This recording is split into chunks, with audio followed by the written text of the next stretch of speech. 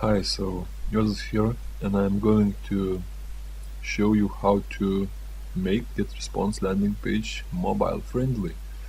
Because when you make your landing page, it looks good for you, but when you look at that page from your mobile device, everything is not in place like should be. Like, click here and now the video is above over here. So how to fix this? Okay, so there is a simple way of doing that. Make sure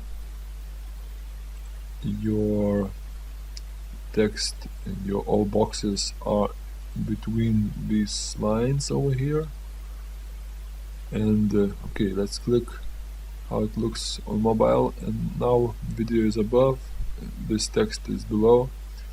So the easy way is just hover your mouse over here, and here are two small buttons over here. This one means that this thing will go up in the mobile here, and this one will put it down one step. Okay, so because this is, and you can view preview over here, so just simply click this one. Okay, now it's above. Now we can put this above. Okay, so now it's looks like that. It looks exactly as we want. Maybe this one, no, we can't move this one. Okay, so it won't look exactly like in computer, but at least it will be in the right order.